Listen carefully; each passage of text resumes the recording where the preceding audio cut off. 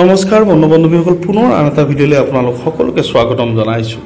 আজি আমি আলোচনা কৰিম জুলাই মাহৰ সিংহ ৰাশিৰ ৰাশিফল, অৰ্থাৎ জুলাই মাহৰ প্ৰতিটো দিন সিংহ ৰাশিৰ জাতক জাতিকাসকলে কিদৰে পাৰ কৰিব, তেওঁলোকৰ কোনটো দিশত তেওঁলোকৰ শুভ হ'ব, কোনটো দিশত তেওঁলোকৰ অশুভ হ'ব, আৰু কোনটো দিশৰ কাৰণে তেওঁলোকে সাৱধান হৈ থাকিব লাগে বা কোনটো দিশত শুভ প্ৰাপ্তি কিধৰণে কৰিব, এই ধৰণৰ এটা বিষয়ত আলোচনালৈ আপোনালোকৰ মাজত উপস্থিত হৈছোঁ। আপোনালোকে ভিডিঅ'টো শেষলৈ চাব, বিশেষকৈ সিংহ ৰাশিৰ জাতক জাতিকাসকলে ভিডিঅ'টো শেষলৈ চাব, নিশ্চয় উপকৃত হ'ব। তাৰ লগে লগে এটি বিশেষ অনুৰোধ যে যদিহে মোৰ এই চেনেলটোৰ কাৰণে আপুনি নৱাগত, তেনেহ'লে প্ৰথমতে চেনেলটো মোৰ ছাবস্ক্ৰাইব কৰিব আৰু আপোনাৰ বন্ধুবৰ্গলৈ মোৰ ভিডিঅ'সমূহ লৈ যোৱাত সহায় কৰিব। আহক আমি ভিডিঅ'টো আৰম্ভ কৰোঁ। সিংহ ৰাশিৰ জুলাই মাহৰ ৰাশিচক্ৰত বিশেষকৈ লগ্ন বা গৰ্ভত মংগল, কেতু, চন্দ্ৰই অৱস্থান গ্ৰহণ কৰিছে আৰু সপ্তম স্থানত ৰাহু গ্ৰহই অৱস্থান গ্ৰহণ কৰিছে, অষ্টমত শনি গ্ৰহই অৱস্থান গ্ৰহণ কৰিছে, একাদশত বৃহস্পতি আৰু শুক্ৰ দ্বিগুৰু যোগে অৱস্থান গ্ৰহণ কৰিছে, দ্বাদশত ৰবি আৰু বুধাদিত্য যোগে অৱস্থান গ্ৰহণ কৰিছে। আৰু এই গ্ৰহকেন্দ্ৰিক ব্যৱস্থা বা এই গ্ৰহসকলৰ অৱস্থানে এক মজলীয়া বা মিশ্ৰিত ফলাফল প্ৰদান কৰিব বুলি বিবেচনা কৰা হৈছে।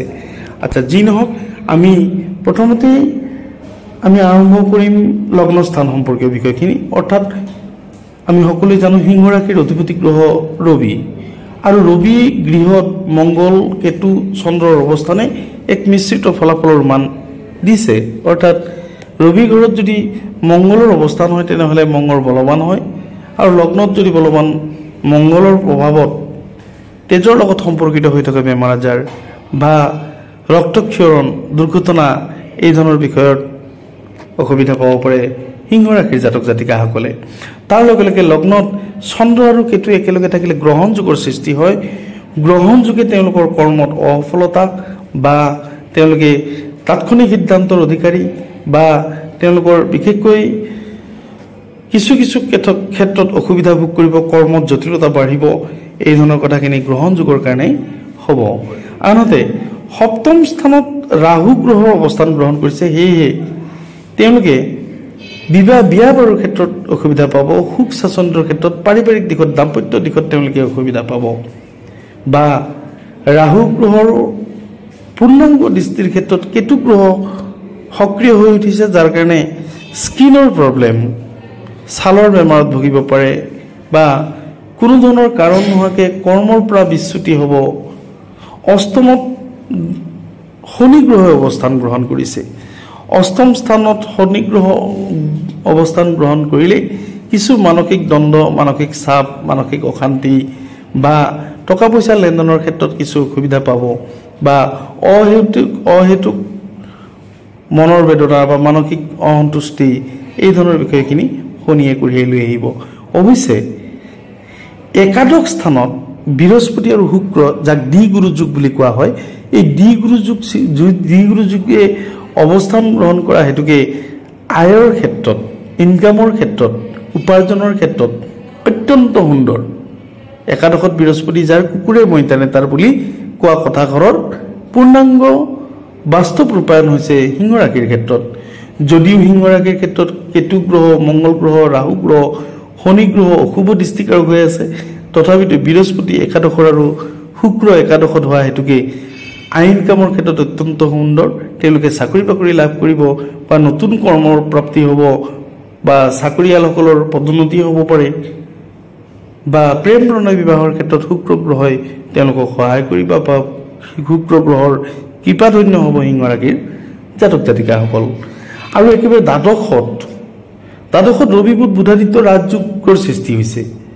দ্বাদশ স্থানত ৰবি বুধ বুধাদিত্য ৰাজযোগৰ সৃষ্টি হোৱাই নিবনুৱাসকলৰ কাৰণে সুখবৰ লৈ আহিব। চাকৰি বাকৰিৰ খবৰ, কল কাৰখানা, কুটিৰ শিল্প বা উদ্যোগ ইত্যাদিবিলাকৰ লগত জড়িত হৈ থকা ব্যক্তিসকলে প্ৰচুৰ ধন ইনকাম কৰিব পাৰিব বা প্ৰচুৰ ধন উপাৰ্জন কৰিব। সিংহ ৰাশিৰ জাতক জাতিকাসকলে বিশেষকৈ কিছু সাৱধান হ'বলগীয়া বিষয় আছে। বিশেষকৈ তেওঁলোকে কিছু স্বাস্থ্যৰ ক্ষেত্ৰত অসুবিধা পাব। মংগল গ্ৰহ লগ্নত অৱস্থান কৰা হেতুকে তেজৰ লগত সম্পৰ্কিত হৈ থকা বিষয় বা তেজৰ লগত সম্পৰ্কিত হৈ থকা বেমাৰ আজাৰে তেওঁলোকক আক্ৰান্ত কৰিব বা তেওঁলোকৰ আত্মীয় স্বজনৰ লগত কিছু অসুবিধা পাব বা সহায় সহযোগিতাৰ ক্ষেত্ৰত কিছু অসুবিধা পাব। কৰ্মক্ষেত্ৰত অৱশ্যে একাদশৰ বৃহস্পতি আৰু শুক্ৰৰ অৱস্থানে কৰ্মক্ষেত্ৰত যদিও জটিলতা পাব তথাপিতো কৰ্মত সাফল্য লাভ কৰিব বা কৰ্মক্ষেত্ৰত তেওঁলোকৰ উদগনি হ'ব বা অৰ্থ উপাৰ্জনৰ ক্ষেত্ৰত বৃহস্পতিৰ সহায় লাভ কৰিব বা বৃহস্পতিৰ কৃপা লাভ কৰিব। ব্যৱসায়ীসকলৰ কাৰণে অত্যন্ত সুন্দৰ। তেওঁলোকে নতুন নতুন ধৰণৰ নতুন বিনিয়োগ ইত্যাদিবিলাক সুবিধা পাব যদিও চিন্তা চৰ্চা কৰিহে তেওঁলোকে সিদ্ধান্ত লোৱাটো দৰকাৰ হ'ব। শিক্ষাৰ্থীসকলৰ ক্ষেত্ৰত অত্যন্ত সুন্দৰ। এই জুলাই মাহটো ৰবি সিংহ ৰাশিৰ শিক্ষাৰ্থীসকলৰ ক্ষেত্ৰত অত্যন্ত বিশেষকৈ কাৰিকৰী বিষয়ত computer education, engineering education, chemistry বা বায়'লজি এই ধৰণৰ বা বিজ্ঞান বিষয়ক ছাত্ৰ ছাত্ৰীসকলে অত্যন্ত লাভান্বিত হ'ব। চাকৰি বাকৰিৰ ক্ষেত্ৰত বিশেষকৈ প্ৰশাসনীয় বিভাগ, পুলিচ প্ৰশাসন, সেনা বাহিনী, ছিকিউৰিটি বা ইণ্ডাষ্ট্ৰি বা ব্ৰহ্মপুত্ৰ বোৰ্ড বা পানীৰ লগত জড়িত হৈ থকা এগ্ৰিকালচাৰ, PHC এই ধৰণৰ ডিপাৰ্টমেণ্টবিলাকত চাকৰিৰ সুবিধা হ'ব।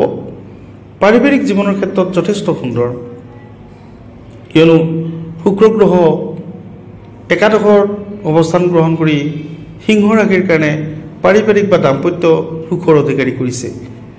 প্ৰেম আৰু বৈবাহিক জীৱনৰ দৃষ্টিকোণৰ পৰা ক'বলৈ গ'লে যিসকলকে মনৰ কথা কাৰোবাক ক'ব বিচাৰে তেওঁলোকৰ কাৰণে এইখিনি সময় উত্তম হ'ব।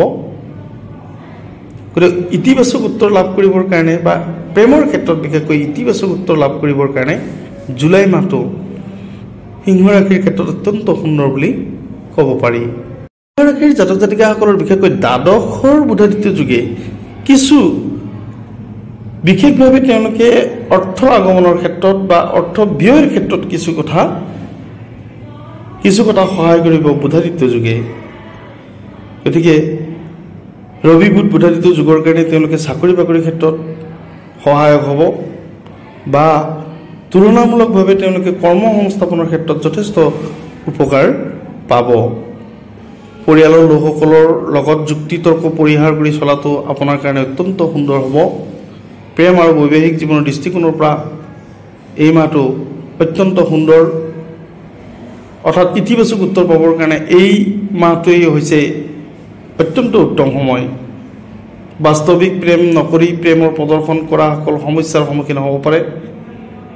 তাৰ লগতে অমাৰ্জিত ধৰণে প্ৰেমালাপ কৰা লোকসকলো সমস্যাত পৰিব পাৰে। বিবাহ আদিৰ সৈতে সম্বন্ধিত কথা বতৰা আগবঢ়াবৰ বাবে এই মাহটো অত্যন্ত সুন্দৰ বুলি প্ৰমাণিত হৈছে। বৈবাহিক সম্পৰ্কৰ ক্ষেত্ৰত দেখা যায় যে এই মাহত সাৱধানীপূৰ্বকভাৱে আগবঢ়াৰ প্ৰয়োজনীয়তা আছে।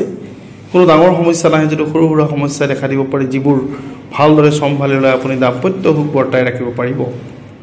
আৰ্থিক দৃষ্টিকোণৰ পৰা দেখা যায় যে লাভ প্ৰাপ্ত কৰাৰ ক্ষেত্ৰত কিছু জটিলতা আহিব পাৰে যদিও তথাপিও আপোনাৰ ধন উপাৰ্জনৰ ক্ষেত্ৰত বা মান সন্মান যশ যশস্যাৰ ক্ষেত্ৰত যথেষ্ট যোগ আছে।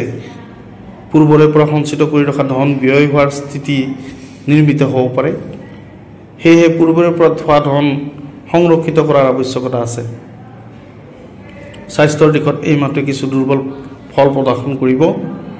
মংগল গ্ৰহৰ কাৰণে তেজৰ লগত সম্পৰ্কিত হৈ থকা বেমাৰ আজাৰ বা ডায়েবেটিছ, ইউৰিক এচিড এই ধৰণৰ ৰোগীসকলে কিছু সাৱধানতা অৱলম্বন কৰাটো দৰকাৰ হ'ব।